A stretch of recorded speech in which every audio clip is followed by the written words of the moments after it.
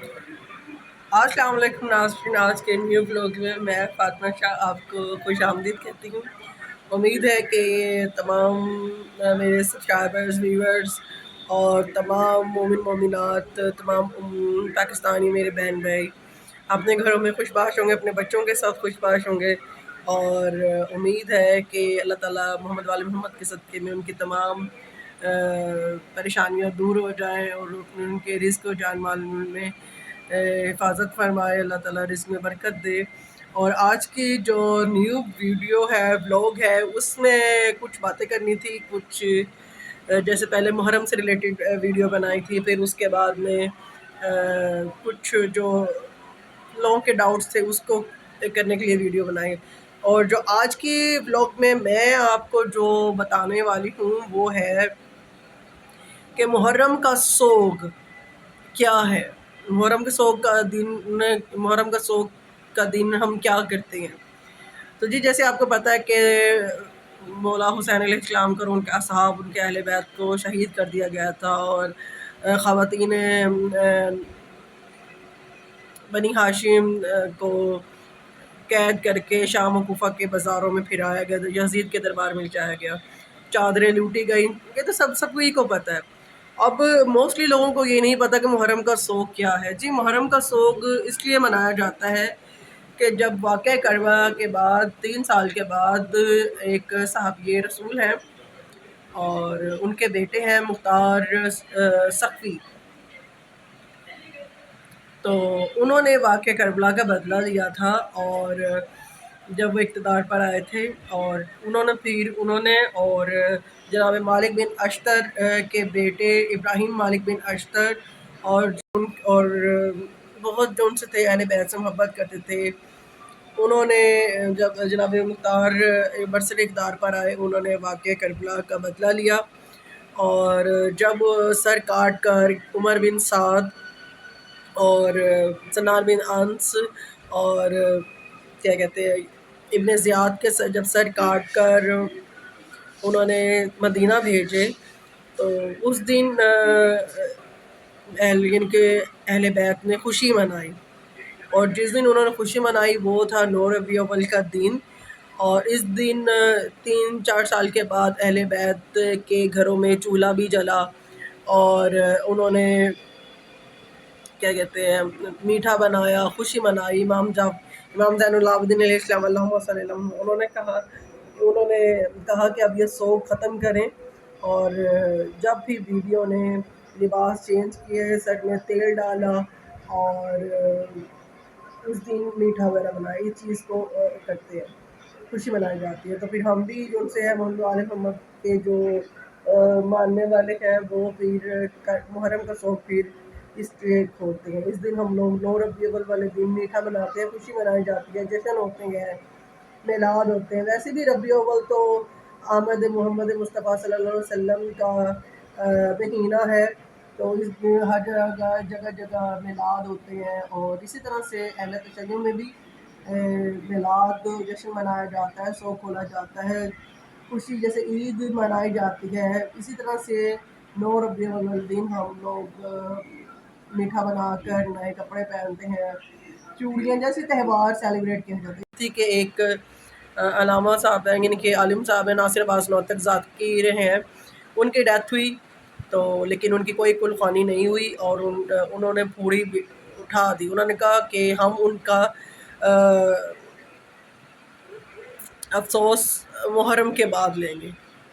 اب یہ ہوا ہے، محرم کا سوگ کھلا ہے، تو انہوں نے اب ان کی کل خوانی وغیرہ کروائی ہے، اور یہی چیز ہوتی ہے کہ جو محمد وال محمد کے حبدار ہوتے ہیں، اور مولا حسین سے بڑھ کر تو اور کچھ بھی نہیں ہے، کیونکہ انہوں نے اسلام کی خاطر ہی اپنا گھر بار سب کچھ، اپنے بھائی، اپنے بہنوں کی چادریں، سب کچھ اسلام کے لیے ہمارے لیے ہی لٹایا۔ تو کیا ہم جو سال کے 365 دن ہیں اس میں سے کیا ہم 70 دن بھی ان کا سوگ نہیں منا سکتے گے؟ تو اس لیے ہم لوگ تو مناتے ہیں، اور یہی 9 ربیع الاول کو محرم کا سوگ کھولتے ہیں، اور بڑا اعلیٰ طریقے سے، شاندار طریقے سے منایا جاتا ہے، اور وہی میٹھا وغیرہ تقسیم کیا جاتا ہے، اور بڑا ایک اچھا اہتمام کیا جاتا ہے۔ باقی جو لانا تھا کہ یہ محرم کا سوگ کیا چیز ہے، محرم کا سوگ کیسے ہوتا ہے، کہ محرم کا سوگ کیا ہے، تو اس کے اوپر میں نے بنانی تھی، اور امید ہے کہ آپ کو یہ جو میں نے ویڈیو بنائی ہے، جو تھوڑی بہت میں نے جو آپ کو جانکاری دی ہے، آپ لوگوں کو تھوڑا سا پتہ چلا ہو، کیونکہ یہ صرف نا علم کی کمی کی وجہ سے ہی ہے کہ جو لوگوں کو نہیں پتہ اور لوگ غلط کنسیپٹ لیتے ہیں، اور میں نے آپ کو اپنی لائیو اسٹریم میں میری یہی بتانے کا طریقہ، میرا بتانے کا فرض تھا کہ جو ہماری جو نیو جنریشن ہے ان میں علم کی کمی کی وجہ سے انہیں نئی باتوں کا پتہ، اور یہ ملا صاحب بھی ان سے ہوتے ہیں چاہے، تو وہ بھی اتنی ڈیٹیل سے نہیں بتاتے، حالانکہ بتانا چاہیے لوگوں کو، اور جو وہ غلط قسم کی باتیں وغیرہ کرتے ہیں، یا جو بھی ان کا وہ کہتے ہیں نا مینٹلی طور پہ جو بیمار ہوتے ہیں، جو فرقہ ویرانیت کی طرف جو آتے ہیں، جو چیز کی سمجھتے ہی نہیں ہے کہ میلاد اور مجلس میں ایک ہی ذکر ہوتا ہے، وہ اہل بیت کا ذکر ہوتا ہے، اس کے ادر وائز اور تو کسی چیز کا ذکر ہی نہیں ہوتا۔ جیسے میلاد میں الگ لیڈیز کا انتظام کیا جاتا ہے، اسی طرح سے مجلس میں بھی اگر جینٹس مجلس ہوتی ہے تو اس میں لیڈیز کا الگ انتظام ہوتا ہے۔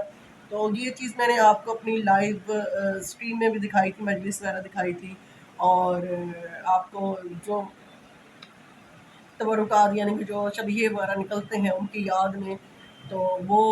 آپ کو دکھائے، ان کی زیارات کروائی۔ اور ایک اور سوال بھی تھا کہ یہ ہم لوگ شبیہات کیوں نکالتے ہیں، مولا کی یعنی کہ ذوالجناح ہے، علم ہے، اور یہ تابوت وغیرہ کیوں ہے، کیونکہ ان کو کفن و دفن، ان کو کفن نہیں ملا تھا، ان کو دفنانے والا بھی کوئی نہیں تھا، یہ تو امام، تو اس وجہ سے ہی ان کے جنازے نہیں اٹھے گئے تھے، تو ان کی یاد میں ہی یہ جنازے اٹھائے جاتے ہیں، اور یہ کوئی بدعت نہیں ہوتی، صرف مانگنا ہوتا ہے تو اللہ سے مانگتے ہیں، لیکن جو وسیلہ کرتے ہیں وہ جناب رسول خدا صلی اللہ علیہ وسلم اور ان کی اہل بیت کا ہی بس واسطہ دیکھ کر مانگتے ہیں، کیونکہ امام جعفر صادق علیہ السلام کا بھی قول ہے کہ ہم سے نہ مانگو، مانگنا ہے تو صرف اللہ سے مانگو، اور لیکن ہمارا واسطہ دے کر مانگو، اگر ہم